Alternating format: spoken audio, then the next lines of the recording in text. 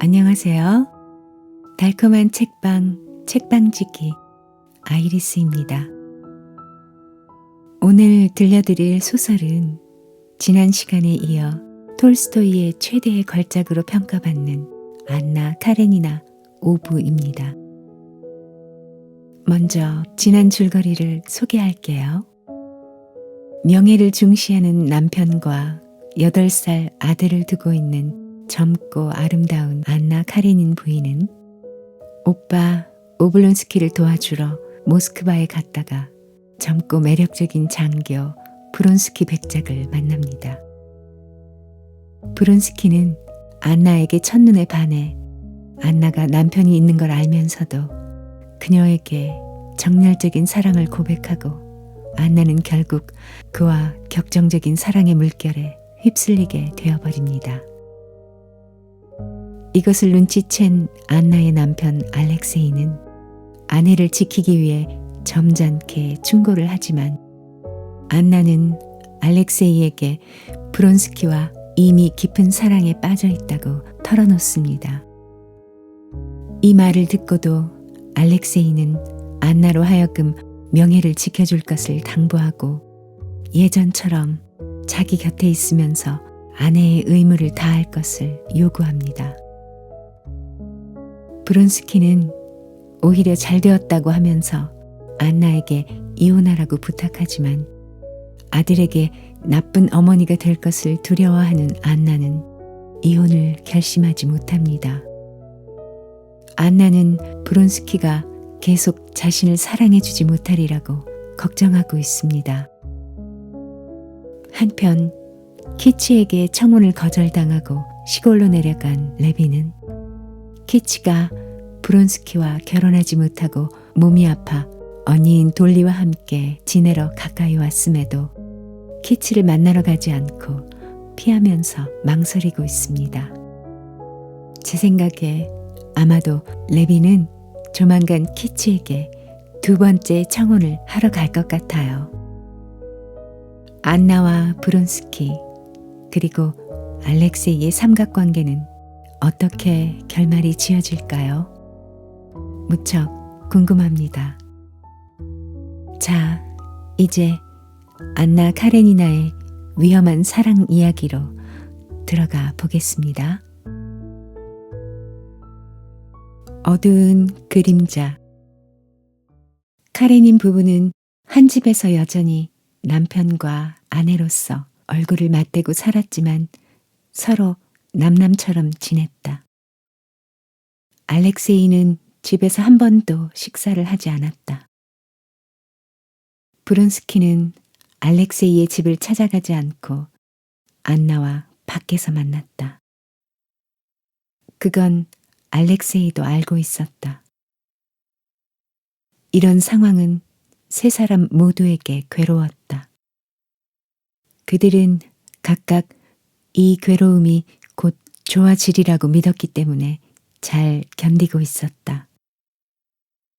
추운 겨울에 브론스키는 지루하게 한 주일을 보냈다. 페테르부르크를 방문한 외국 왕자를 접대하라는 명령을 받았기 때문이다. 그는 왕자를 모시고 페테르부르크의 유명한 관광지를 돌아다녀야 했다. 브론스키는 평소에 황족을 대하는 데 익숙했지만 요즘 들어 그 일이 퍽 고통스러웠다. 왕자의 내면에서 자기를 발견했기 때문이다. 그는 지극히 자존심이 강하나 어리석었으며 건강하고 깔끔한 사내였다. 또 윗사람에게 깍듯했으나 아부하지 않았으며 동료들에 대해선 솔직하고 자유로웠다. 신분이 낮은 사람에게는 도에 지나칠 만큼 친절했다.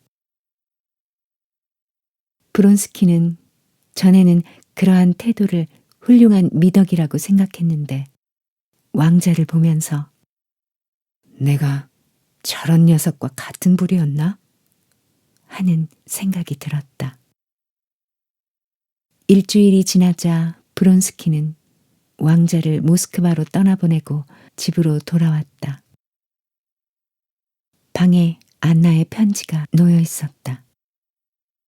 사랑하는 브론스키, 나는 지금 몹시 아프고 슬퍼요.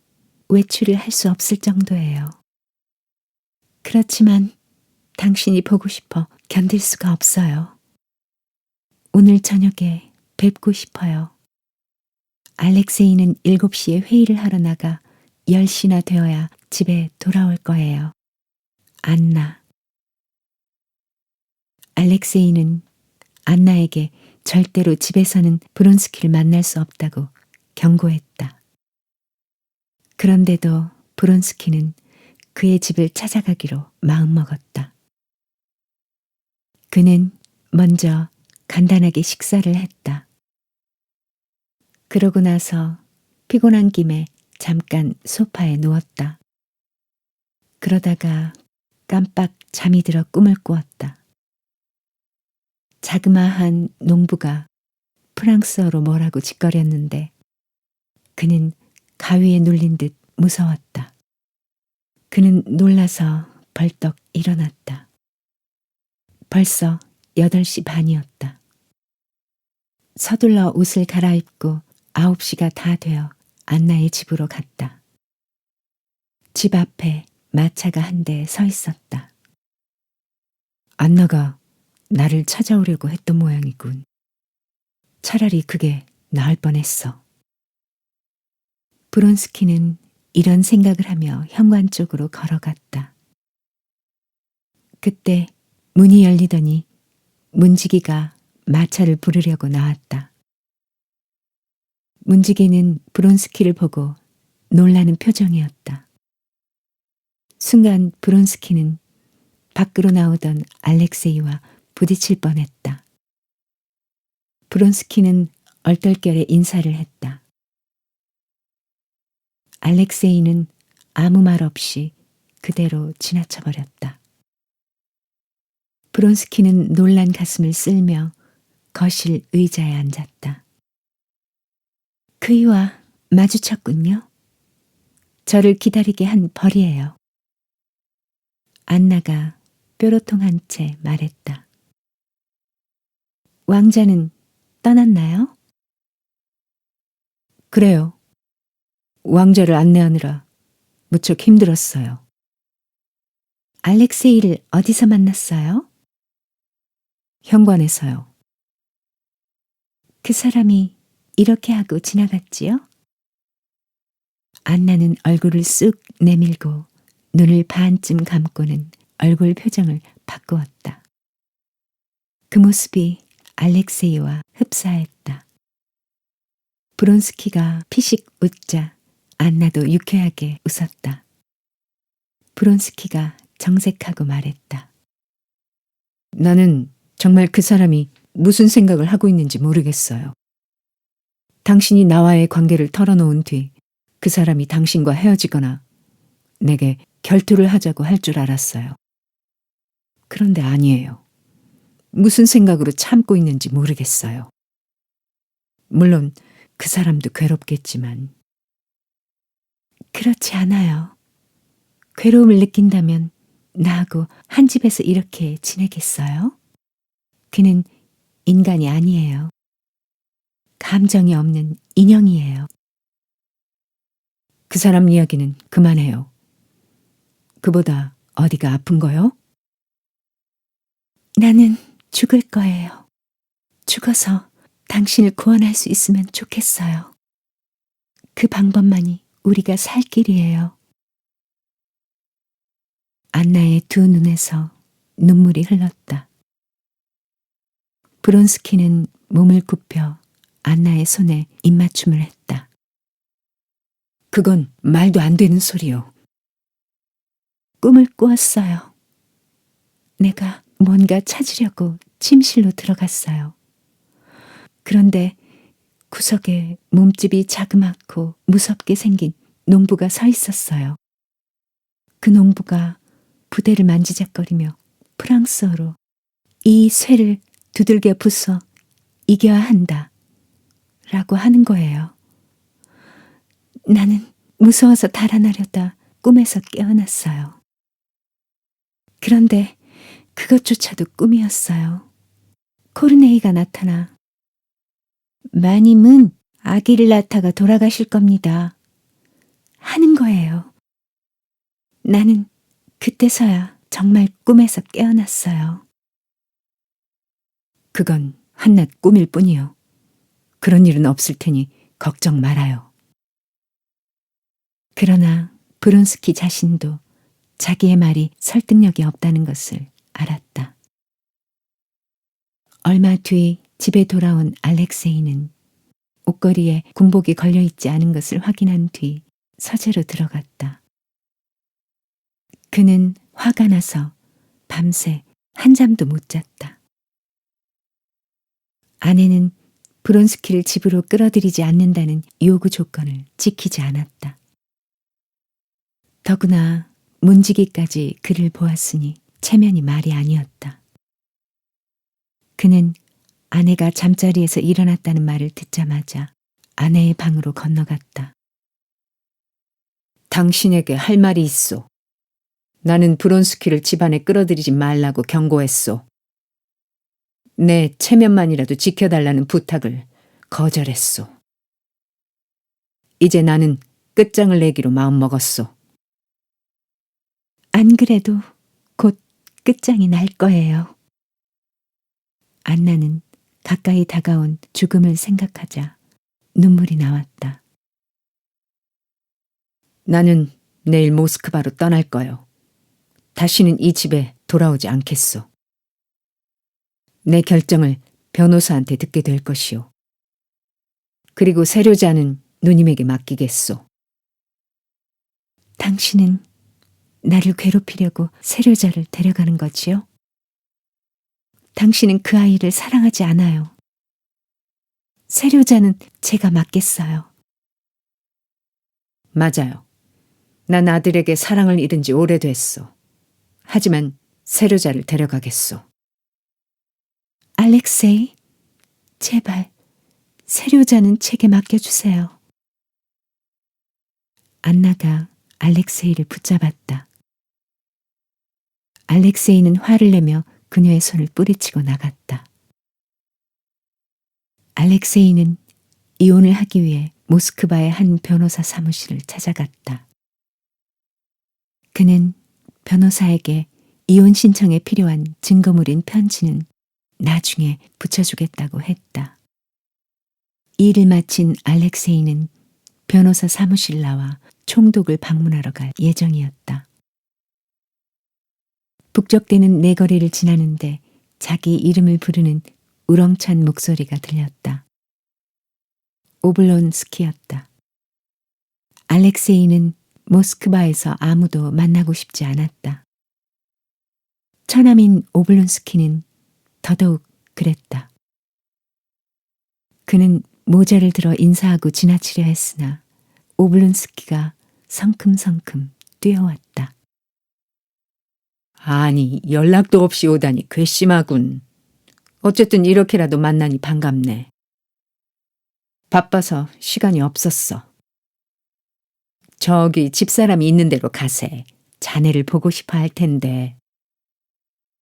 알렉세이는 돌리가 있는 마차 쪽으로 걸어갔다. 그는 돌리에게 거북스럽게 말을 꺼냈다. 건강하세요? 돌리가 웃으며 그를 맞았다. 안나는 잘 있지요? 오블론스키가 문득 생각난 듯 말했다. 아, 내일 우리 집에서 함께 저녁 식사를 하는 게 어떤가? 모스크바의 인사들을 불러 모아서 말이야. 집사람도 자네를 보고 싶어 했는데 잘 됐네. 돌리가 마차로 돌아가며 큰 소리로 말했다. 내일 잊지 마세요. 오블론스키가 덧붙였다. 내가 내일 데리러 갈게. 알렉세이는 마차에 올랐다. 그는 밖이 내다보이지 않도록 의자에 깊숙이 몸을 묻었다. 다음 날은 일요일이었다. 알렉세이는 교회에 다녀온 뒤로 내내 호텔에 있었다. 그는 변호사에게 편지를 썼다. 소신껏 행동해도 좋다는 내용의 편지와 함께 브론스키가 안나에게 보낸 편지 3통을 동봉했다. 조금 뒤 오블론스키가 방으로 들어와 외투를 벗으며 말했다. 자네를 데리러 왔네.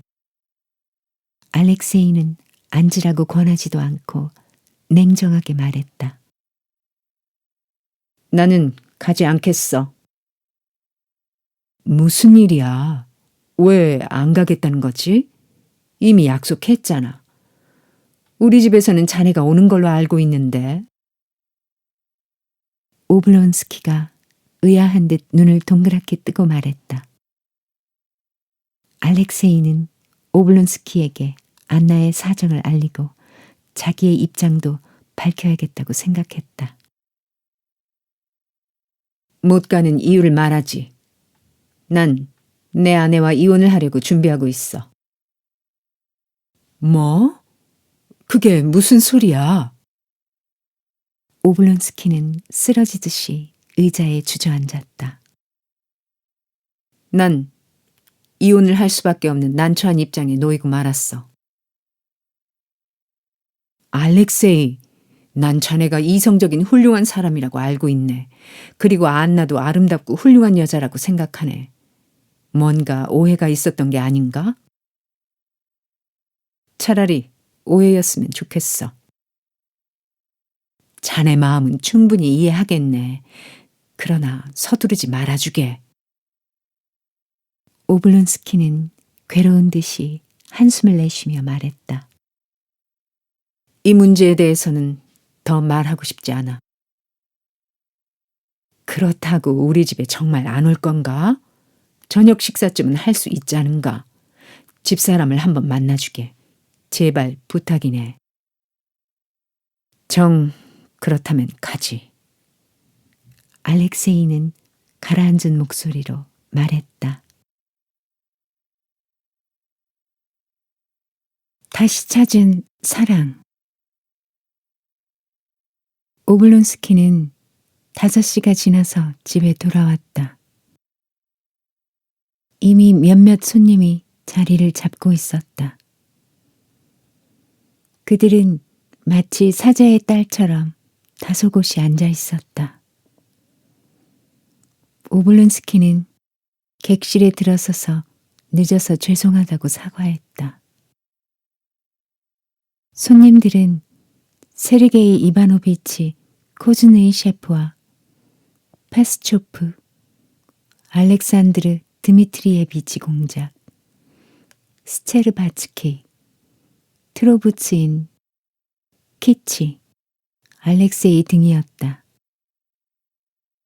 그는 손님들을 돌아가며 소개하고 나서 어색한 분위기를 풀려고 애썼다. 레빈은 늦게 도착했다. 어서 오게, 레빈. 키치도 왔네. 레빈은 그 말을 듣는 순간 가슴이 두근거렸다. 그는 겨우 가슴을 진정하고 되도록 태연하게 행동했다. 맞은편에 키치가 보였다. 놀란 듯 하기도 하고 부끄러운 듯 보이기도 하는 그녀의 모습은 아름다웠다. 키치도 레빈이 들어오는 순간 그를 보았다. 그녀도 레빈만큼 기뻤다. 레빈이 돌리에게 인사를 하고 키치를 바라보는 순간 그녀는 얼굴이 발그스름해지며 입술이 바르르 떨렸다. 레빈이 키치에게 다가왔다.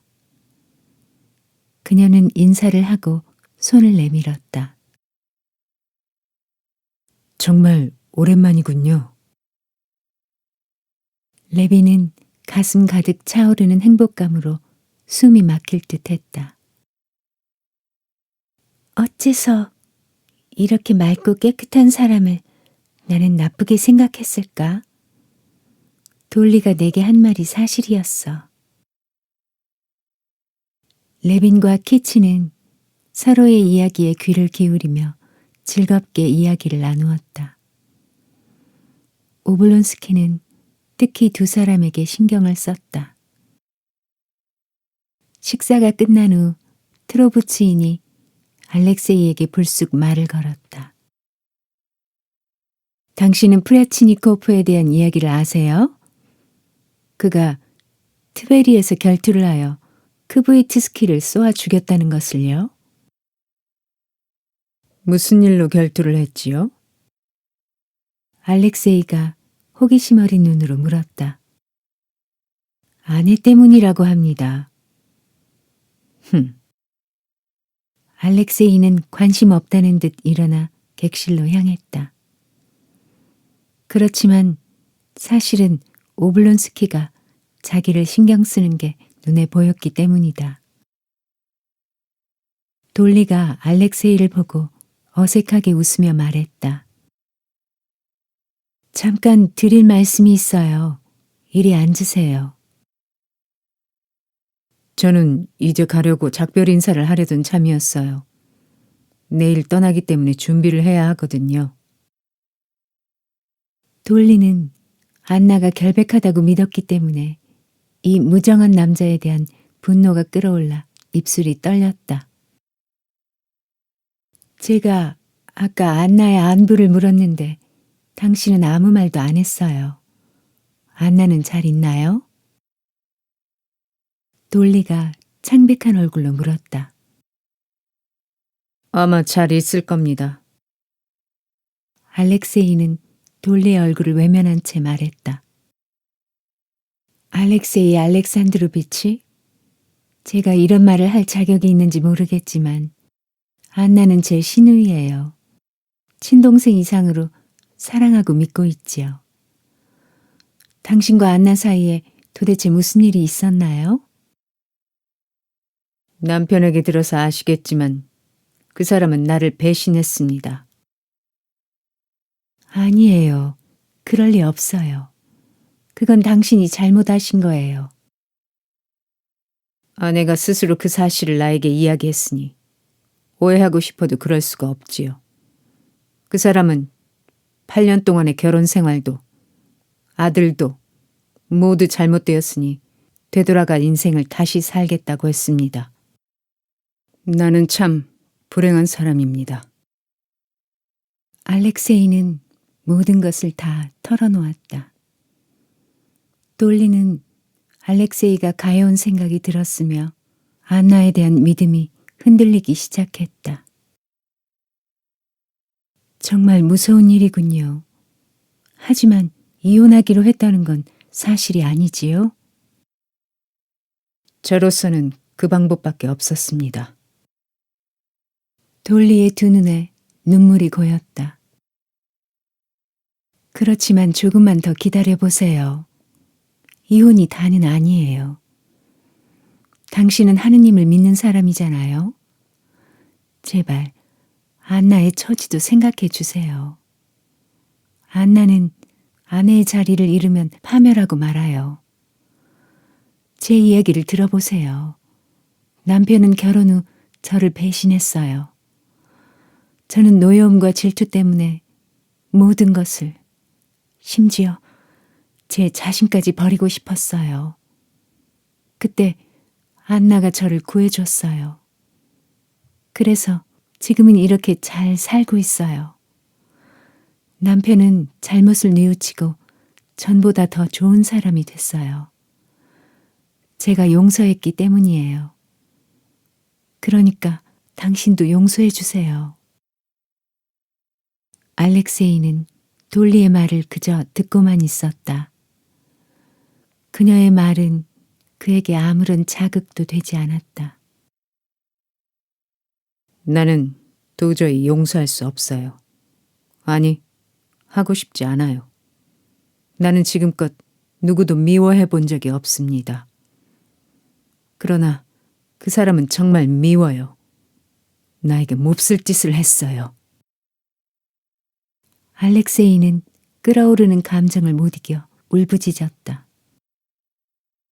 당신은 하느님을 믿는 사람이잖아요. 너를 미워하는 자를 사랑하라는 말씀도 있듯이 너를 미워하는 자를 사랑하라고 하신 말씀은 알고 있습니다. 그러나 자기가 미워하고 있는 자를 사랑할 수는 없습니다. 걱정을 끼쳐드려 죄송합니다. 알렉세이는 마음을 가다듬은 뒤 작별 인사를 하고 떠났다. 저녁 식사 후 레빈과 키치는 카드놀이 탁자 옆에 앉았다. 키치는 분필로 탁자에 동그라미를 그렸다. 그들은 식사할 때 잠깐 나왔던 여성의 자유와 직업에 관한 이야기를 나누었다. 키치는 이야기를 하면서 분필로 계속 탁자에 선을 그렸다. 어머나, 제가 탁자에 낙서를 잔뜩 했네요. 키치는 분필을 놓고 휴지로 탁자를 문질렀다. 잠깐만요. 아까부터 당신에게 물어보고 싶은 게 있었어요. 말씀해 보세요. 레비는 분필을 집어들고 단어의 첫 글자들만 적었다. 언, 당, 나, 그, 스, 업, 말, 그, 영, 그, 수, 업, 것, 아, 그, 스, 업, 것. 이 글자들의 의미는 언젠가 당신은 나에게 그럴 수 없다고 말씀하셨는데 그것은 영원히 그럴 수 없다는 것입니까? 아니면 그때만 그럴 수 없었다는 것입니까? 였다. 키치는 한 손으로 머리를 받치고 글자들을 읽었다. 그러고 나서 얼굴을 붉히며 말했다. 알았어요. 레비는 자기가 쓴 글자를 지우고 분필을 키치에게 건네주었다. 그녀도 레빈처럼 분필로 단어의 첫 글자들만 적었다. 그, 나, 그, 대, 수, 업. 키치는 행복한 미소를 지으며 레빈을 쳐다보았다. 레빈의 눈이 빛났다. 그 글자들은 그때 나는 그렇게 대답할 수밖에 없었어요. 라는 뜻이었다. 그럼 지금은? 레빈이 물었다. 당신이 그때 일을 잊고 용서해 주셨으면 해요. 잊을 일도 용서할 일도 내겐 없어요. 난 여전히 당신을 사랑하니까. 키치는 얼굴 가득 미소를 담고 속삭이듯 말했다. 알았어요. 그때 키치의 아버지가 두 사람 곁으로 다가왔다. 키치, 극장에 늦지 않으려면 지금 나가야 해. 레비는 키치를 현관까지 바래다 주었다. 그날 밤 레비는 희열에 들떠 한잠도 못 잤다. 다음 날 레비는 스체르바츠키 댁을 찾아갔다. 문지기가 다 알고 있다는 듯 레빈을 반갑게 맞았다. 콘스탄틴 드미트리치 씨, 정말 오랜만이십니다. 레빈은 반가운 인사말에 발걸음이 날아갈 듯 가벼워졌다. 모두들 일어나셨는가? 네, 어서 들어가 보십시오. 안으로 들어서자 문 쪽에서 옷자락 스치는 소리가 들렸다. 그가 오랫동안 간절히 바라던 그녀가 그를 향해 걸어왔다. 레비는 맑고 순수한 그녀의 눈을 바라보았다. 그녀는 그의 품에 다소곳이 안겼다. 그녀 역시 한잠도 못 자고 뜬 눈으로 밤을 샜다. 키치가 레빈의 손을 잡고 말했다. 우리 어머님께 가요. 당신이 나를 사랑하고 있었다니 믿어지지 않는군요. 두 사람은 손을 잡고 객실로 들어갔다. 키치의 어머니는 둘이 다정하게 들어오자 감격해 울음을 터뜨렸다. 그녀는 일어나 레빈의 뺨에 입을 맞추었다. 난 얼마나 기쁜지 몰라요. 부디 저 애를 사랑해줘요, 레빈. 공작이 만족스러운 얼굴로 말했다. 난 전부터 이렇게 될 줄 알았어. 모두들 웃음 띤 얼굴로 행복한 기분을 만끽했다. 공작 부인이 스체르바츠키 공작에게 말했다. 결혼식은 언제가 좋을까요? 축복 기도도 해야 하고 연락도 해야지요. 어떻게 생각하세요? 공작이 레빈을 가리키며 말했다. 이번 일의 주인공은 저 사람이요. 레빈이 얼굴을 붉히며 말했다. 언제가 좋겠냐고요? 내일은 어떨까요? 제 생각엔 오늘 축복 기도를 드리고 내일 결혼식을. 허허, 이 사람이 제정신이 아니군. 그렇게 빨리 결혼식을 올리다니. 저는 아무것도 몰라서 그저 제 생각을 말씀드린 겁니다. 그 문제는 둘이서 잘 의논해 봐요. 공작 부인은 이렇게 말하고 공작의 손을 잡고 방을 나갔다. 레빈은 키치의 손을 잡았다. 당신이 나와 결혼하기로 했으니 앞으로는 제가 싫다고 하지 않겠지요? 네, 그래요. 키치는 레빈의 눈을 보며 행복한 미소를 지었다. 용서. 알렉세이 알렉산드로비치는 자기가 돌리의 집에서 털어놓은 말들을 생각하며 쓸쓸히 호텔로 돌아왔다. 용서하라는 돌리의 말이 줄곧 머릿속에서 떠나지 않았다.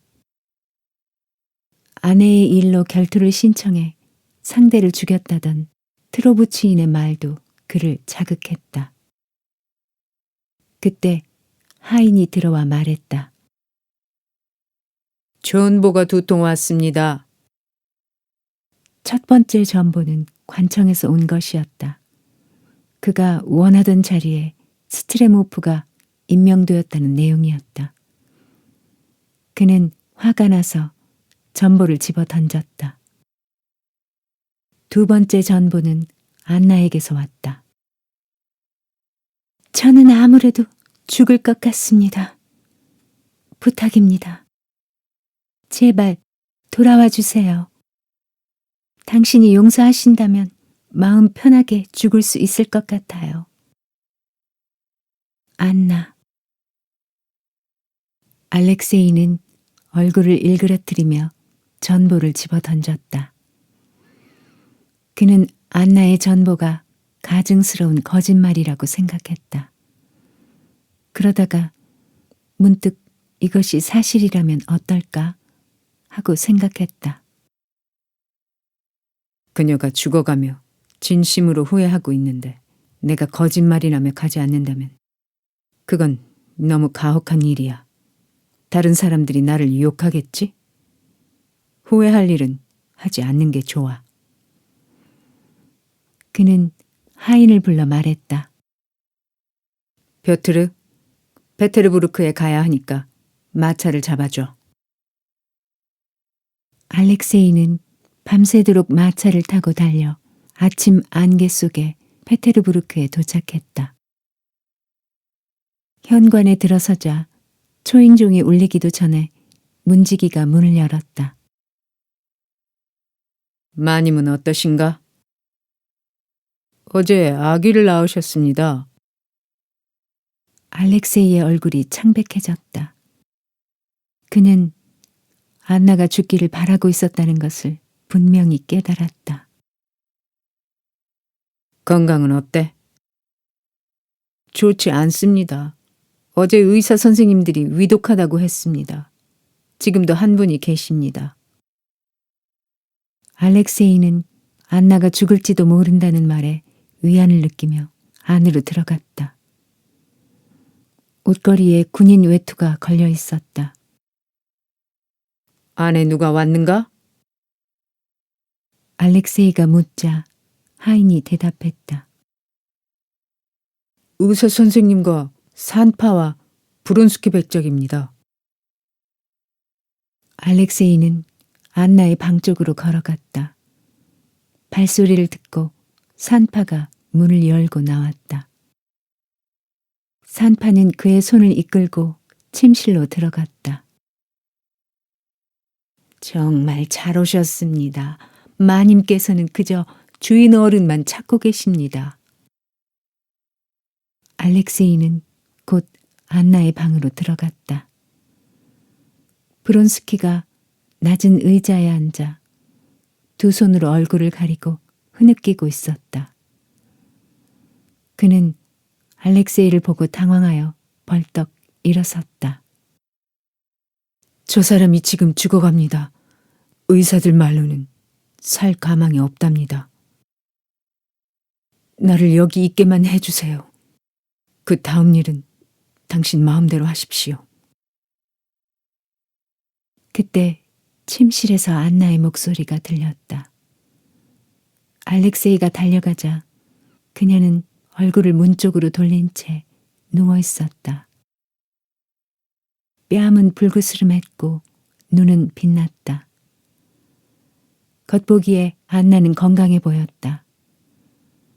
그녀는 빠르고 정확한 억양으로 혼잣말을 하고 있었다. 그이는 왜 아직 안 오는 걸까요? 그이는 좋은 사람이에요. 그런데 그이는 자신이 얼마나 좋은 사람인지 모르고 있어요. 어쩌면 이렇게도 아플까요? 아기에게 유모를 붙여주세요. 그러는 게 나을 거예요. 그이는 꼭 오실 거예요. 안나는 헛소리를 했다. 그러다 갑자기 몸을 움츠렸다. 그리고 겁에 질린 모습으로 얼굴을 두 손으로 감쌌다. 알렉세이의 모습을 보았던 것이다. 아니에요. 나는 그 일을 두려워하지 않아요. 죽음이 두려워요. 알렉세이, 이리로 가까이 와주세요. 나는 이제 얼마 살지 못할 거예요. 열이 나기 시작하면 나는 아무것도 모르게 돼요. 알렉세이는 그녀의 손을 잡고 무슨 말인가 하려 했지만 말이 나오지 않았다. 그는 여태껏 본 적이 없는 온화하고 부드러운 안나의 눈을 보았다. 조금만 기다려주세요. 조금만요. 나는 이 말을 하고 싶었어요. 내 속엔 다른 여자가 있어요. 나는 그 여자가 무서워요. 내 안에 있는 그 여자가 그 사람을 사랑했기 때문에 내가 당신을 싫어한 거예요. 그 여자는 내가 아니에요. 지금의 내가 진짜 나예요. 여보, 나를 용서해 주세요. 당신은 참 좋은 분이에요. 안나의 말에 알렉세이는 혼란에 빠졌다. 그의 마음속에 원수에 대한 용서의 마음이 자리 잡았다. 그는 무릎을 꿇었다. 열이 나서 뜨거운 그녀의 팔에 머리를 대고 어린애처럼 흐느껴 울었다. 안나는 그의 머리를 끌어안았다. 의사는 그녀를 조심스럽게 잘 누인 다음 어깨까지 담요를 덮어주었다. 나에게는 용서만이 필요했어요. 그러니까 나는 이제 아무것도 바랄 게 없어요. 안나는 브론스키를 보며 말했다. 가까이 와서 저희하고 악수하세요. 브론스키는 침대 끝쪽으로 갔다. 그러다가 그녀를 보고 다시 손으로 얼굴을 가렸다.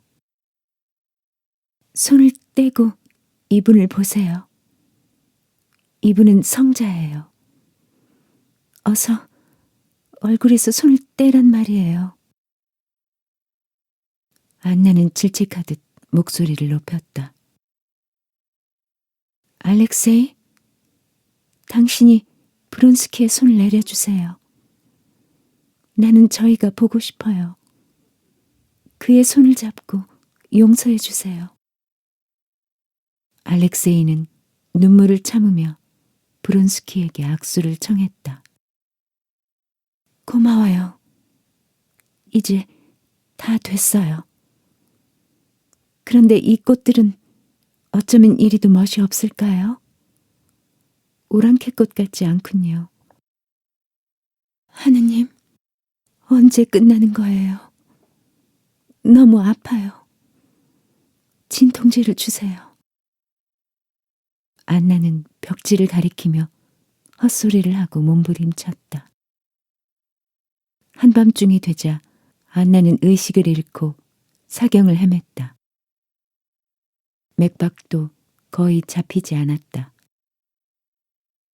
사람들은 이제나 저제나 안나의 임종을 맞을 준비를 했다. 그런 상태로 사흘이 지났다. 나흘째 되던 날 의사들은 희망이 보인다고 기뻐했다. 그날 알렉세이는 브론스키를 거실로 데려가 문을 잠그고 마주 앉았다. 브론스키가 침묵을 깼다. 알렉세이 알렉산드로비치, 나는 할 말이 없어요. 뭐가 뭔지 모르겠어요. 나를 용서해 주세요. 당신도 괴롭겠지만 저 또한 괴롭다는 사실을 믿어주세요. 브론스키가 일어서려고 하자 알렉세이가 그의 손을 잡으며 말했다. 내 얘기를 들어주시오. 나는 이혼하기로 결심하고 이혼 수속을 밟기 시작했어. 이혼 수속을 밟으면서 난 몹시도 주저하고 고민했어. 사실 난 그 사람이 죽기를 바랐지만 그 사람을 보는 순간 용서하기로 했어. 나는 겉옷을 벗기려는 사람에게 웃옷까지 벗어줄 생각입니다. 하느님께서 용서하는 행복을 빼앗지 않기를 바라는 마음뿐이요. 알렉세이의 눈에 눈물이 맺혔다. 그의 조용하고 맑은 시선이 브론스키의 마음을 찔렀다. 난 이렇게 생각하오. 당신은 나를 진흙 속에 쑤셔 박을 수도 있고 세상의 웃음거리로 만들 수도 있어. 그래도 나는 아내를 버리지 않을 거요. 나는 그 사람과 함께 있어야 합니다. 그 사람이 당신을 보고 싶어 하면 연락을 하겠지만 지금은 떨어져 있는 게 좋겠소. 브론스키는 알렉세이의 마음을 이해할 수 없었다. 그는 자기가 알 수 없는 숭고한 인생관을 가졌다고 생각할 수밖에 없었다. 브론스키는 저택의 계단을 내려왔다. 그는 자기가 도대체 어디에 있으며 또 어디로 가야 하는지 종잡을 수 없었다. 자신이 죄 많은 인간처럼 느껴졌다. 안나의 남편은 슬픔 속에서도 관대함을 보여주었는데 자신은 비열하고 하찮은 인간이란 생각만 들었다. 또한 병중에서 안나의 마음도 알게 되었다. 그는 층계 아래에서 넉나간 사람처럼 하늘을 바라보았다. 집으로 돌아온 브론스키는 소파에 배를 깔고 엎드렸다. 자야지. 잊어버려야지. 잠을 자야 해. 그는 마음속으로 중얼거렸다. 그러나 잠은 오지 않고 무의식적으로 어떤 말을 반복해서 중얼거리기만 했다. 눈앞에 안나와 보낸 행복했던 순간과 조금 전에 그녀의 남편에게 당한 치욕이 번갈아 떠올랐다. 그의 귀에 작은 소리가 끊임없이 들려왔다. 가치를 깨닫지 못했던 거야. 이용할 줄 몰랐던 거야. 문득 이러다가 미치는 건 아닐까 싶은 생각이 들었다. 이럴 때 사람이 미치는 걸 거야. 자살도 하고. 브론스키는 소파에서 일어나 방 안을 서성거렸다. 그러다 갑자기 방문을 잠갔다. 그는 이를 악물고 탁자 앞으로 가서 권총을 집어들었다. 그는 잠깐 생각에 잠겼다. 도리에 맞는 명백한 결론이 훤히 보이는 듯 했다. 그는 미련 없이 왼쪽 가슴에 권총을 대고 방아쇠를 당겼다. 탕! 시간이 얼마나 지났을까? 브론스키는 쿵쾅거리는 하인의 발소리에 희미하게나마 정신을 차렸다. 눈을 돌려보니 자기가 방바닥에 쓰러져 있었다. 팔에서 피가 흘렀다. 그는 그제야 자기가 권총으로 자살을 시도했다는 사실을 깨달았다. 알렉세이 알렉산드로비치는 아내를 용서했다. 안나가 괴로워하며 뉘우치자 그녀가 불쌍했다. 그는 브론스키도 용서했다. 특히 그가 자살하려 했다는 소문을 듣고 난 후에는 동정심마저 들었다. 또 아들 세료자도 전에 없이 가엾게 느껴졌다. 갓난아기에 대해서는 연민의 정을 느꼈다. 처음에 그는 동정하는 마음으로 갓난아기를 보살폈다. 안나가 돌보지 못해서 자기가 보살피지 않으면 죽을 것 같아 어쩔 수 없이 돌보기 시작했다. 그러나 시간이 지나면서 아기가 사랑스러워 하루에도 몇 번씩 아기 방을 들락거렸다. 그러나 언제까지 이런 생활을 지속할 수는 없었다. 특히 아내와의 사이는 부자연스러웠다. 알 수 없는 무언가가 그들을 가로막고 있었다. 안나는 죽음이 다가왔을 때의 부드러운 마음이 사라지고 남편을 무서워했다. 그녀는 남편을 똑바로 바라보지도 못하고 하고 싶은 말이 있으면서도 도무지 말을 하지 못했다. 어느 날 관청에서 돌아온 알렉세이가 하인에게 물었다. 누가 오셨나? 하인이 웃으며 말했다. 베트시 공작 부인입니다. 그는 베트시 공작 부인을 별로 좋아하지 않아 아기 방으로 들어갔다. 갓난아기는 몸이 아픈지 보채고 있었다. 보모가 아기를 안고 얼렀다. 한참 지나자 아기는 울음을 그치고 잠이 들었다. 알렉세이는 하인에게 의사를 부르라고 일렀다. 그리고 아기가 깰까 싶어 조심조심 침실 쪽으로 발걸음을 옮겼다. 그때 흥분한 안나의 목소리가 문 밖으로 새어나왔다. 그는 듣고 싶지 않은 이야기를 듣고 말았다. 이제 그런 이야기는 하지 마세요. 당신 때문에 자살까지 하려 한 사람과 작별 인사는 해야지요. 그러니까 나는 싫다는 거예요. 알렉세이는 나쁜 일을 하다 들킨 사람처럼 뒤돌아 가려고 했다. 그러나 그런 행동은 점잖지 못하다는 생각이 들었다. 그는 기침을 하고 안나의 침실로 들어갔다. 안나와 이야기를 하던 베트시 부인은 놀란 표정으로 벌떡 일어났다. 그녀는 서둘러 인사를 하고 밖으로 나왔다. 알렉세이는 그녀를 배웅하려고 따라 나섰다. 베트시 공작 부인이 가려다 말고 뒤돌아서서 말했다. 알렉세이 알렉산드로비치, 저는 진심으로 안나를 사랑하고 당신을 존경합니다. 그래서 감히 말씀을 드리려 합니다. 브론스키를 이리 오게 해주세요. 그 사람은 지금 타슈켄트로 가려 하고 있습니다. 알렉세이는 위험 있게 눈썹을 치켜올리며 말했다. 부인의 동정과 관심은 고맙게 생각합니다. 그러나 제 아내가 누구를 만나고 안 만나고는 아내 자신이 결정할 일입니다. 베트시 공작 부인은 더 이상 말을 않고 총총히 사라졌다. 알렉세이는 방으로 들어와 안나에게 말했다. 나에 대한 당신의 믿음을 고맙게 생각하오. 당신의 결심에 대해서도 감사하고 있어.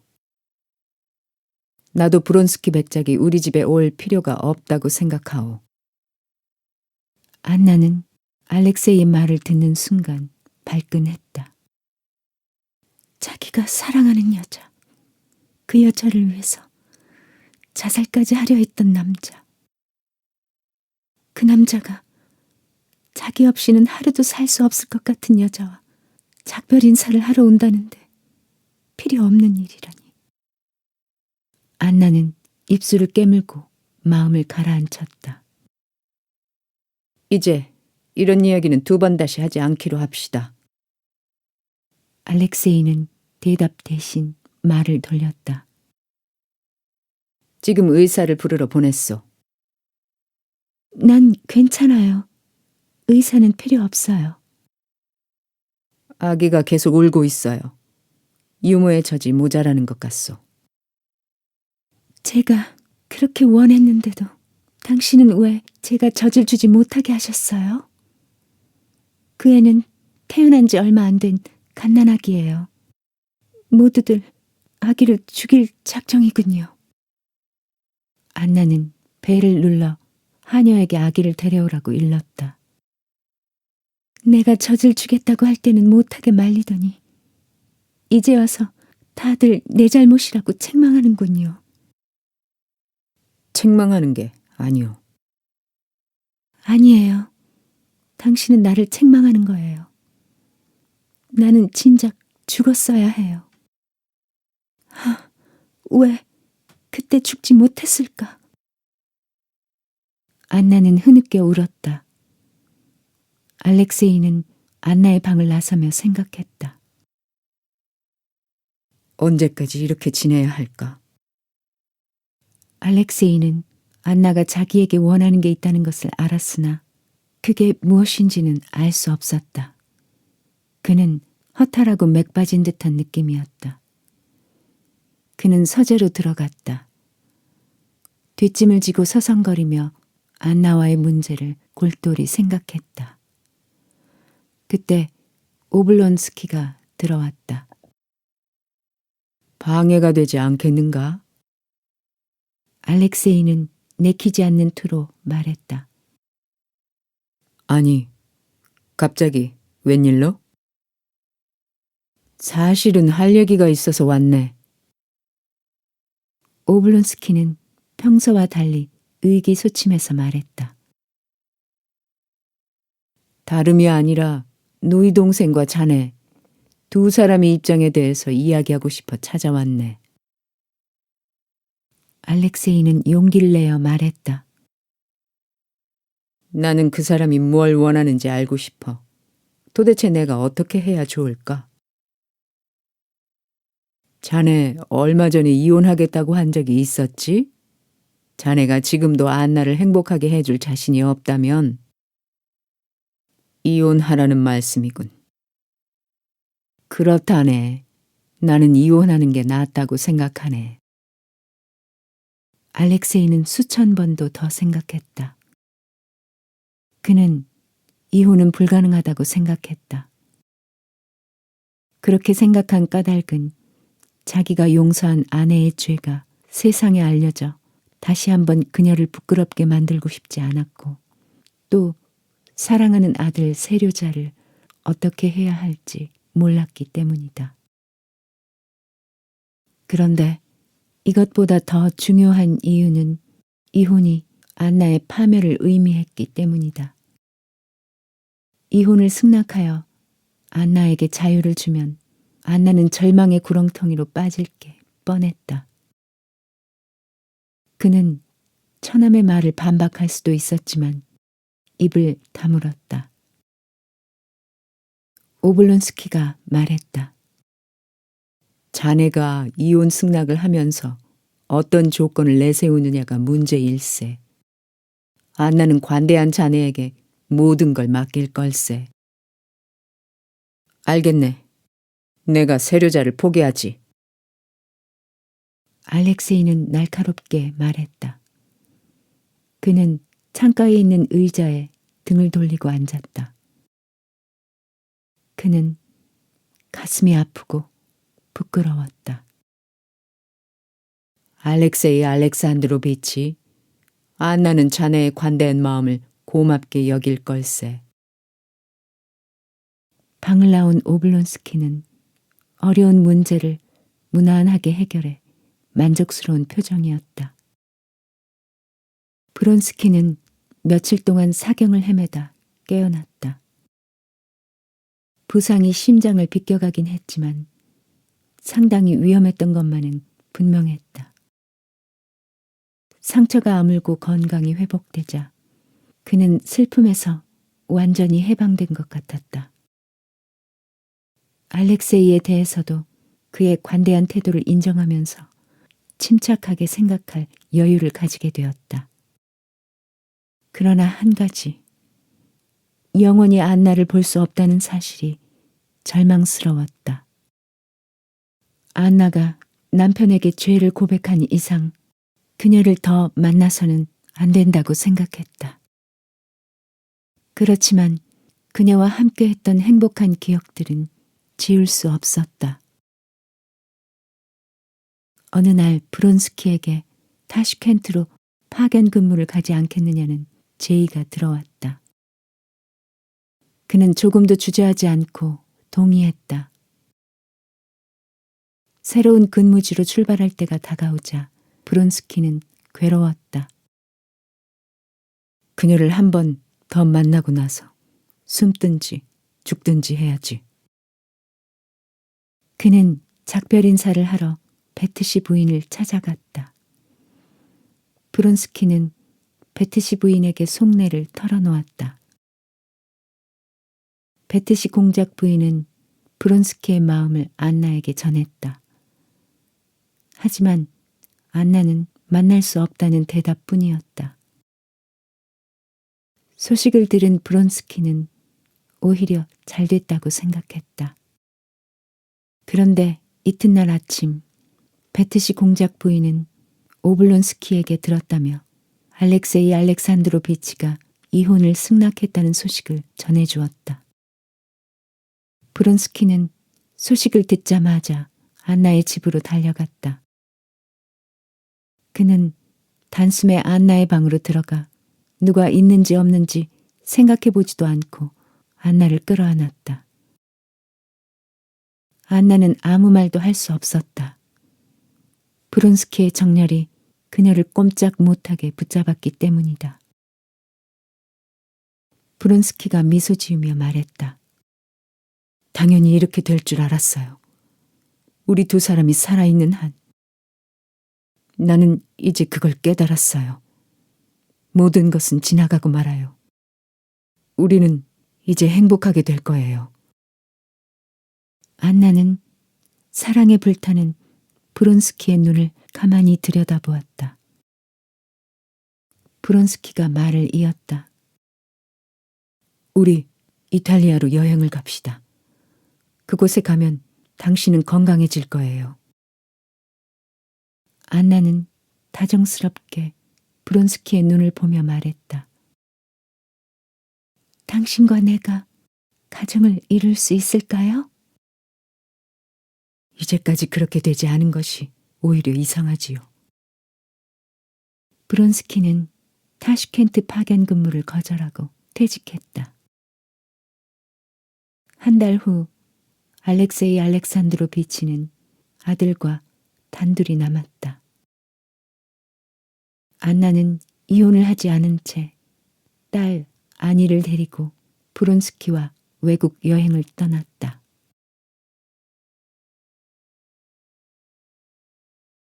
레빈과 키치의 결혼. 레빈과 키치의 결혼식에 참석하기 위해 많은 사람들이 교회로 몰려들었다.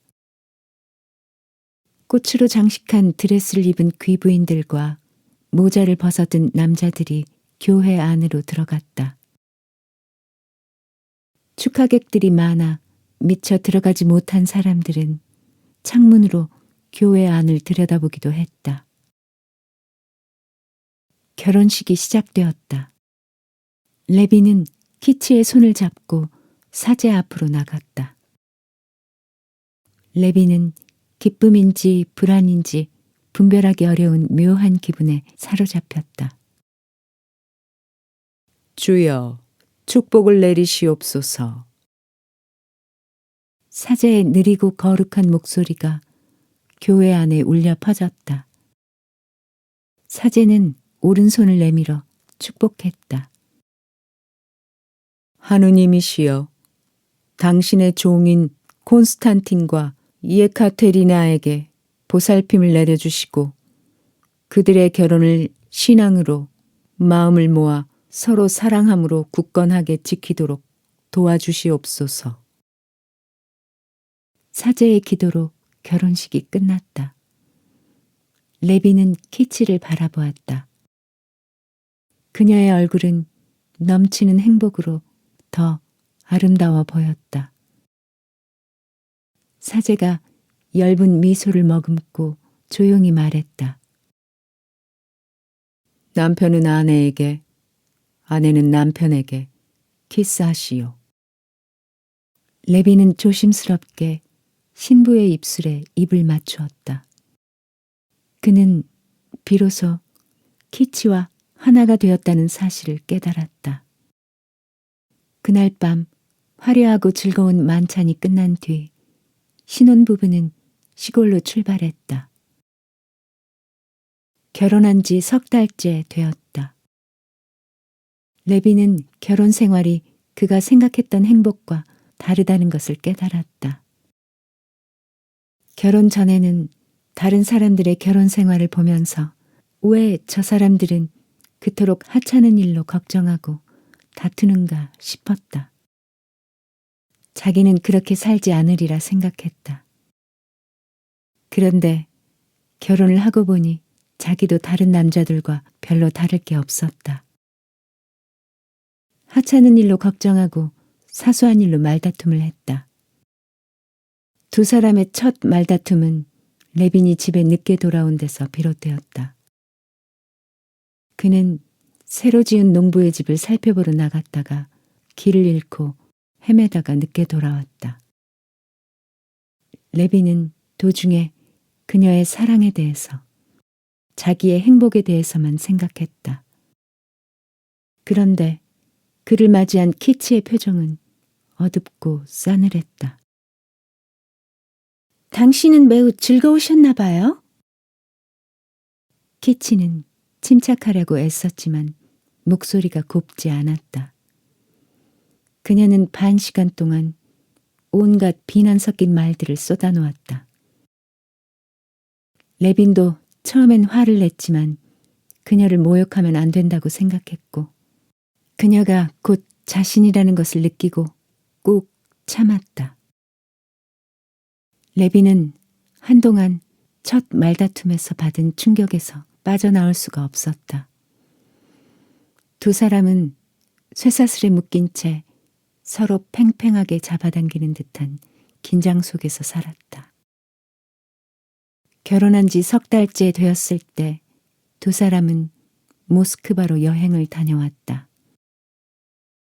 그 뒤로 결혼 생활이 전보다 한결 부드러워졌다. 알렉세이 알렉산드로비치는 아내가 집을 나간 뒤 이틀 동안은 예전처럼 사람들을 만나기도 하고 회의에도 나가고 식당에서 식사도 했다. 그의 침착하고 자연스러운 행동은 다른 사람들에게 자신의 불행을 숨기기 위한 포장이었다. 그는 개들이 때로 달려들어 한 마리의 개를 물어 죽이는 것처럼 사람들이 자기를 매장하려는 것 같았다.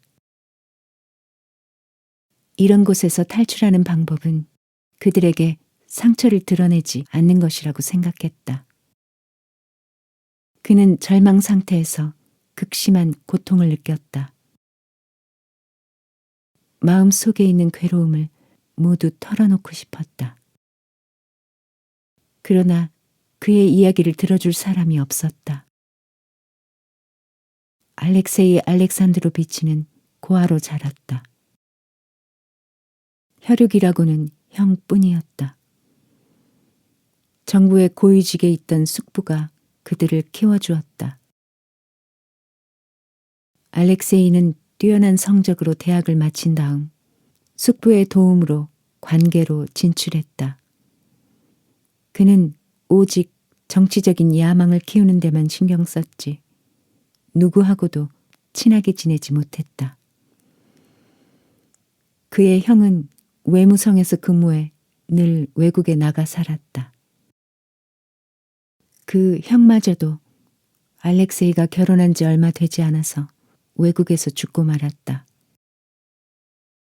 페테르부르크에 있는 사람 중에서 가장 가깝고 힘이 되어줄 만한 사람은 동료 관리와 주치의 뿐이었다. 동료 관리는 5년 가까이 함께 근무했지만 가정사를 이야기하기가 쉽지 않았고 주치의는 바빠서 그의 이야기를 들어줄 시간이 없었다. 그 밖에 친했던 여자친구가 한 사람 있긴 했다. 리지아 이바노브나 백작 부인으로 그녀는 지금 남편과 별거 중이었다. 하루는 리지아 이바노브나 백작 부인이 불쑥 그의 집을 찾아왔다. 알렉세이는 의자를 권했다. 앉으세요, 부인. 난 지금 몸이 불편해서 누구도 만나고 싶지 않답니다. 백작 부인은 얼굴을 찡그리며 말했다. 이봐요. 난 이미 다 들었어요. 슬픔이 크겠지만 마음의 평안을 얻어야 해요. 부인, 나는 꺾이고 말았습니다. 죽은 거나 마찬가지여서 인간이라고 말하기도 어렵습니다. 나는 어디에서도 나를 지탱할 그 무엇을 찾지 못했습니다. 알렉세이는 백작 부인의 눈을 바라보며 말했다. 사람을 지탱해 주는 건 사랑이에요. 사랑은 하느님께서 약속해 주신 것이지요. 하느님께서 당신을 도와주시고 보호해 주실 거예요. 나는 연약한 인간이에요. 사람의 힘에는 한계가 있어요. 나는 그 한계에 도달했어요. 오늘도 나는 하루 종일 집안의 잡다한 일들을 하인과 가정교사에게 지시했어요. 식사 때만 해도 나만 바라보는 아들 세료자의 눈빛을 감당할 수 없었습니다. 나도 잘 알아요. 할 수만 있다면 내 작은 힘이라도 도움이 되고 싶어요. 사실 가정일은 여자의 말과 지시가 필요하거든요. 우리 함께 세료자를 위로해 주기로 합시다. 그렇다고 고마워할 것까지는 없어요. 이건 나 혼자 결정한 일이니까요. 리지아 이바노브나 백작 부인은 기도를 하기 시작했다. 기도가 끝나고 그녀가 말했다. 나는 세료자에게 가겠어요. 힘든 일이 있으면 의논할게요. 백작 부인은 세료자의 방으로 갔다. 그녀는 놀라서 당황한 세료자의 뺨을 어루만지며 아버지는 훌륭한 사람이고 어머니는 돌아가셨다고 이야기해 주었다. 리지아 이바노브나는 약속을 잘 지켰다. 그녀는 알렉세이의 집안일을 정성껏 돌봐주었다. 그녀의 노력과 위안으로 알렉세이는 다시 하느님을 믿게 되었다. 보고 싶은 아들 세료자. 브론스키와 안나는 몇 달 동안 여행을 했다. 이탈리아의 베네치아와 로마, 나폴리를 돌다가 작은 도시에서 잠시 머물기도 했다. 안나는 건강이 점점 좋아져 미안할 정도로 행복한 삶에 젖어들었다. 자기로 인해 고통받고 있을 남편에 대한 미안함도 없었다. 안나는 브론스키의 곁에서 행복을 만끽했다. 아들 세료자와의 이별도 그녀를 괴롭히지 못했다. 브론스키의 딸이 주는 기쁨으로 아들은 생각할 겨를조차 없었다. 브론스키와 안나는 이탈리아에서 페테르부르크로 돌아와 인류 여관에 묵었다. 페테르부르크에 도착한 날 브론스키는 형을 찾아갔다. 그곳에서 그는 어머니를 만났다. 어머니와 형수는 예전처럼 그를 반갑게 맞았다. 그들은 외국 여행에 대해 물어보고 친척들의 근황을 주고받았다. 그러나 그와 안나에 관해서는 한마디도 묻지 않았다. 다음 날 아침 형이 브론스키를 찾아왔다. 형은 조심스럽게 안나에 대해 물었다. 브론스키는 안나가 이혼하면 결혼하겠다며 지금 결혼은 하지 않았지만 그녀는 자기 아내라고 말했다. 그러면서 덧붙였다. 집안 식구들이 저를 가족으로 생각한다면 안나가 제 아내라는 걸 인정해 주셔야 해요. 브론스키를 신뢰하는 형은 동생의 의견에 반대할 까닭이 없었다. 브론스키는 가족들이 안나를 어떻게 대할지 생각해 보았다. 어머니는 안나를 처음 알게 되었을 때는 기뻐하더니 지금은 그녀가 아들의 출세에 방해가 된다며 차갑게 대했다. 하지만 형수는 안나를 따뜻하게 대해주리라 믿었다. 이튿날 브론스키는 형수를 찾아갔다. 형수는 차분하게 말했다. 도련님, 내가 두 분을 비난한다고 생각하지 마세요. 그런 일은 절대 없을 테니까요. 내가 안나와 같은 처지에 놓였더라도 그렇게 했을 거예요. 도련님은 그분을 집으로 초대해 주기를, 사교계에 다시 나가게 되기를 바라시지만 저로서는 그렇게 할 수 없다는 점을 이해해 주세요. 네, 그렇지만 나는 형수님이 만나고 있는 몇백 명의 부인들보다 안나가 더 괜찮은 여자라고 생각해요. 형수의 결심은 꺾이지 않을 터라 브론스키는 이 말을 남기고 일어났다. 그는 어떤 노력도 헛수고라는 걸 깨달았다.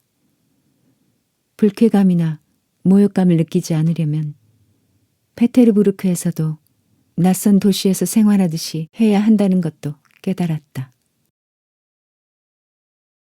안나가 러시아에 돌아온 이유 중 하나는 아들을 만나기 위해서였다. 이탈리아를 떠나던 날부터 안나는 아들을 만난다는 생각에 마음이 들떴다. 그녀는 어떻게 아들을 만날지에 대해서는 걱정도 하지 않았다. 그냥 자연스러운 일로 받아들였다. 그러나 페테르부르크에 도착하자 아들을 만나기가 쉽지 않다는 것을 알았다. 안나는 알렉세이와 리지아 이바노브나 백작 부인이 친하게 지낸다는 소문을 들었다. 그래서 내키지 않았지만 백작 부인에게 아들을 만나게 도와달라는 편지를 보냈다.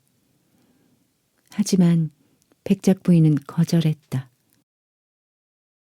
다음 날 아침 일찍 안나는 알렉세이의 집을 찾아가 현관 벨을 눌렀다. 새로운 문지기는 안나를 알아보지 못했다.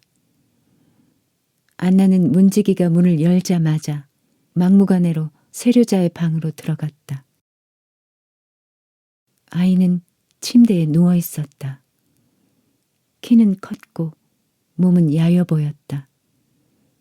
혼자 남겨두고 집을 떠날 때와는 전혀 다른 모습이었다. 세료자?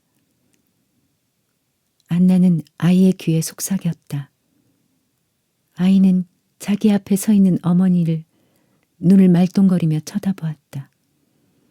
그러더니 행복한 듯 방긋 웃었다. 아이는 졸음이 오는지 눈을 감고 그녀의 품에 안겼다. 귀여운 나의 아가, 세료자. 안나는 두 손으로 세료자를 껴안았다. 엄마! 세료자는 그녀의 목과 어깨에 얼굴을 비볐다. 엄마가 올 거라고 생각했어. 오늘이 내 생일이잖아. 안나는 아무 말도 할 수 없었다. 그저 아들을 어루만지며 눈물만 흘렸다. 엄마, 왜 울어? 엄마는 말이야, 기뻐서 우는 거야. 우린 오랫동안 못 만났잖아. 이제 안 울게. 세료자는 안나를 힘껏 안으며 말했다. 엄마, 좋은 우리 엄마. 그런데 넌 엄마가 죽었다고 생각하지 않았니? 백작 부인이 엄마가 죽었다고 했는데 난 믿지 않았어. 난 다 알고 있었단 말이야. 세료자는 안나의 손을 끌어다 입을 맞추었다. 그때 유모가 방으로 들어왔다. 유모는 안나의 손에 입을 맞추며 말했다. 마님, 오랜만에 뵙습니다. 안나가 정신을 가다듬고 말했다. 유모, 난 유모가 여기 아직 있는 줄 몰랐어요. 이제 곧 주인 어른께서 오실 거예요. 9시면 늘 세료자를 보러 오시거든요. 안나가 일어나야 할 시간이었다. 그녀는 아들에게 안녕이란 말을 할 수가 없었다. 세료자가 안나에게 안긴 채 귓속말을 했다. 엄마, 지금 가지 마, 응? 아버지는 금방 안 오셔. 세료자, 넌 아버지를 사랑해야 한단다. 아버지는 엄마보다 더 훌륭하신 분이야. 엄마는 아버지에게 죄를 지었어. 나중에 네가 크면 이해하게 될 거야. 귀여운 아가야. 안나는 세료자를 꼭 끌어안고 울었다. 그때 문 쪽에서 발자국 소리가 났다. 유모가 깜짝 놀라 안나에게 귓속말을 했다. 오십니다. 유모는 안나에게 재빨리 모자를 건네주었다. 안나는 눈물 젖은 세료자의 뺨에 입을 맞추고 서둘러 방문을 나섰다. 그런데 그만 알렉세이와 정면으로 마주치고 말았다. 안나는 급히 모자의 베일을 내리고 뛰다시피 밖으로 나갔다. 쓸쓸한 여관방으로 돌아온 안나는 자기가 왜 이곳에 있어야 하는지 이해할 수 없었다. 정말 모든 게 끝났어. 난 또다시 혼자 남았어. 안나는 이렇게 중얼거렸다. 이탈리아인 유모가 아기에게 예쁜 옷을 입혀 안나에게 데려왔다. 포동포동한 아기는 엄마를 보고 아직 이도 나지 않은 입을 활짝 벌려 웃으며 귀여운 조막손으로 엄마의 치마를 잡아당겼다. 안나는 아기가 귀여웠다. 그러나 그 속에 사랑은 담겨있지 않았다. 안나는 아기를 유모에게 들려 밖으로 내보냈다. 그리고 목걸이에 달린 장식을 열었다. 세류자의 어릴 적 사진이 들어있었다. 안나는 자리에서 일어나 모자를 벗고 사진첩을 꺼냈다. 그동안 찍은 아들 사류자의 사진이 가지런히 정리되어 있었다. 로마에서 찍은 브론스키의 사진도 있었다. 문득 브론스키에 대한 사랑이 밀물처럼 밀려왔다. 브론스키는 지금 뭘 하고 있을까? 그 사람은 왜 나를 이런 괴로움 속에 혼자 남겨두었을까? 안나는 서운했다. 그녀는 브론스키에게 사람을 보내 얼른 자기 곁으로 오라고 전했다. 브론스키는 친구 야시빈과 함께 들어왔다가 금방 나가려 했다. 안나는 핑계를 대서라도 그를 붙잡아야겠다고 생각했다. 안나는 두 손으로 브론스키를 잡으며 말했다. 잠깐만요. 당신에게 할 이야기가 있어요. 이곳에 있는 게 괴로워요. 언제 여길 떠나나요? 곧 떠나게 될 거요. 나도 이곳 생활이 괴롭다는 걸 당신은 모를 거요. 그럼 다녀오세요. 안나는 환한 얼굴로 쌀쌀맞게 쏘아붙였다. 브론스키가 돌아왔을 때 안나는 숙소에 없었다. 그녀는 브론스키가 나가자마자 어떤 부인과 함께 나갔다고 했다. 어디 다녀오겠다는 말도 없었다고 했다. 브론스키는 아침에도 한마디 말도 없이 어딘가 다녀온 안나의 행동이 수상쩍었다. 브론스키는 안나와 이야기를 나눠봐야겠다고 생각했다. 안나는 오블론스키 공작의 딸과 함께 돌아왔다. 저녁에는 오페라를 보러 갈 예정이었다. 그녀는 파리에서 맞춘 가슴이 넓게 패인 엷은 빛깔의 비단 옷을 입고 머리에 흰 레이스 장식을 달았다. 화려하게 차려입은 그녀는 더욱 아름다워 보였다. 브론스키가 못마땅한 얼굴로 말했다. 꼭 극장에 가야 하오? 얼굴이 왜 그래요? 나는 그런 곳에 가면 안 되나요? 정말 그 이유를 몰라서 묻는 거요? 그래요. 알고 싶지도 않지만 우리에게 중요한 건 오직 한 가지뿐이에요. 우리가 서로 사랑하고 있는가 하는 거요. 그것 말고 아무것도 문제될 게 없어요. 안나는 목소리를 높였다.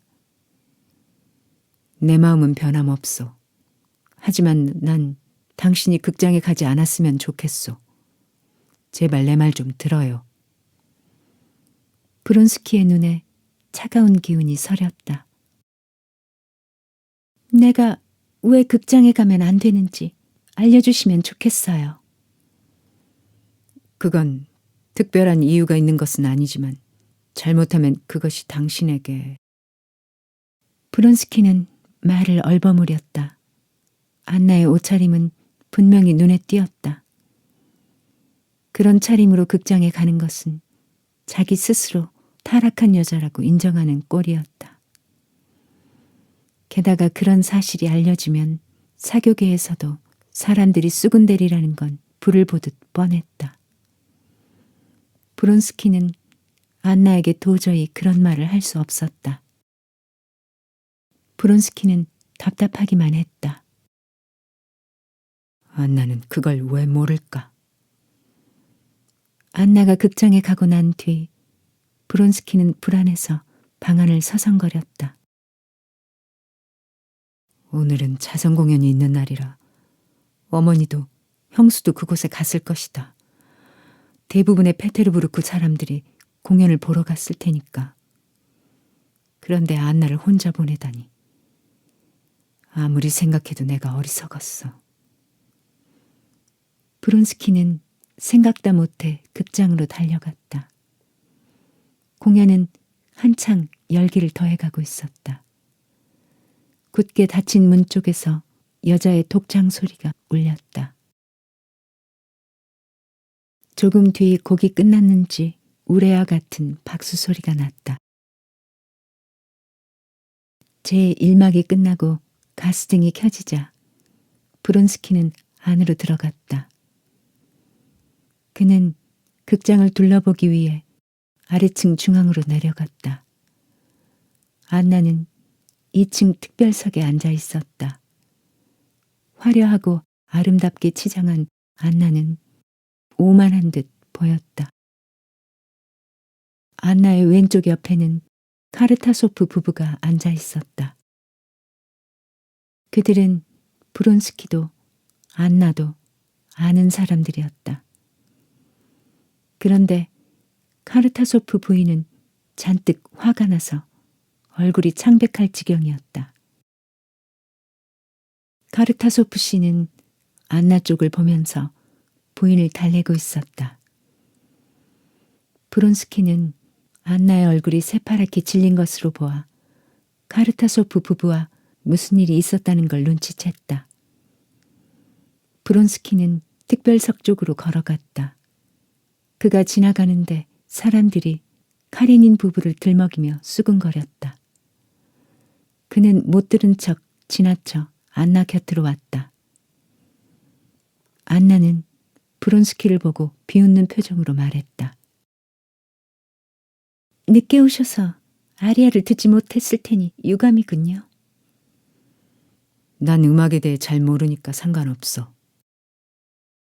브론스키는 안나를 쏘아보며 말했다. 안나는 갑자기 바르르 떨며 자리를 박차고 일어나 밖으로 나갔다. 다음 막이 시작되었는데도 안나는 돌아오지 않았다. 노랫소리에 도취되어 쥐죽은 듯이 고요한 극장 안에서 브론스키는 사람들의 비난 소리를 들으며 밖으로 나왔다.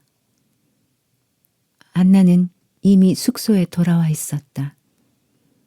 그녀는 극장에 입고 갔던 옷을 갈아입지도 않은 상태였다.